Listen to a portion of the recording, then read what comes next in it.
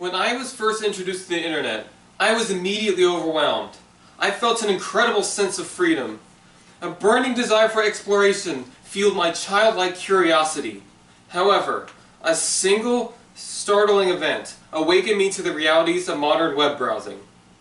This was my first encounter with spyware, which according to CA Technologies Research Director Roger Thompson is a malicious program that secretly spies on users, sees their private information, and steals it.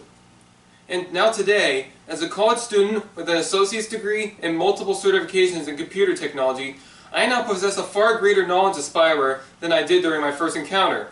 And while that incident had few consequences, the stakes are significantly higher for those with bank accounts, medical records, and other important private information. With this in mind, I would like to take this time to explain how hackers attack users with spyware, the consequences users suffer from these attacks, and the steps users can take to protect themselves from the attacks. To understand spyware, we must first understand how attackers distribute it. They rely on a variety of different methods to distribute it. For example, they can use malicious websites. CA Technologies Research Director Roger Thompson states that spyware can be unknowingly downloaded on a user's computer by them simply browsing on a malicious website with malicious self-activating code. Also, Morgan Lewis law firm partner Lying Sun, PhD, notes that websites can trick users into downloading spyware through enticing advertisements or dishonest software descriptions. And in my experience, I know an example of this would include a website promoting a program that would supposedly clean out your hard drive.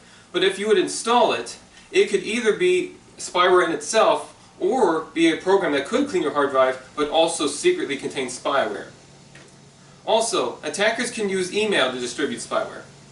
Hackers can distribute malicious programs through a technique known as phishing, where they send emails that attempt to persuade users into visiting malicious websites. And in my experience, I know these emails can use for a variety of techniques to trick users. One of them being fear techniques. For example, they can send an email that claims there's something wrong with your bank account and you need to visit this website to fix it. However, and although these attacks are typically used to steal users' credentials, InfoSec writer Tashina Mozin notes that there's a variation of this technique known as spy phishing, which is used to specifically distribute spyware to users.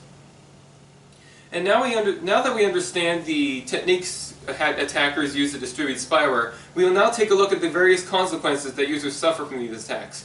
There are two major repercussions of falling victim to spyware attacks. For example, there is a loss of privacy. CE Technologies Research Director Roger Thompson notes that spyware programs can secretly discover users' private information, learn details about their devices, and steal their private files. In addition, spyware can also record browsing habits, keyboard strokes, and email communications. In addition to a loss of privacy, financial loss often results from spyware attacks. Because spyware can track browsing habits and keyboard strokes, this makes it very easy for hackers to discover and take advantage of using users' bank account information. In fact, the financial loss from spyware is so significant that a 2008 Consumer Reports article found that U.S. consumers collectively lost $3.6 billion in a period of 2 years simply due to spyware attacks.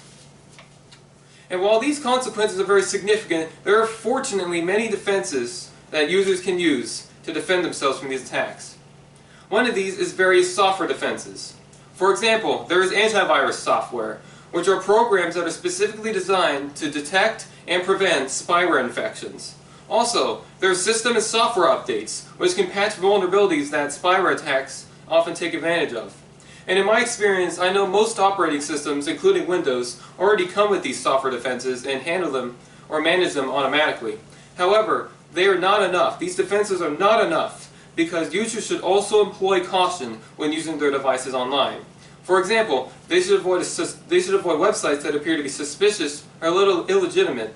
And examples of these would include advertisements that seem to be too good to be true. Also, users should be wary of emails that appear to be phishing attacks. They can detect these by seeing emails that are using scare tactics or requesting private information. In this speech, I covered three major aspects of spyware. First, I discussed the various methods attackers use to distribute it, which includes malicious websites and phishing emails.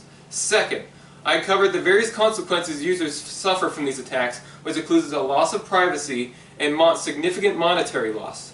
Finally, I covered the steps users can take to defend themselves from these attacks, which includes various software defenses and using their devices with caution on the internet.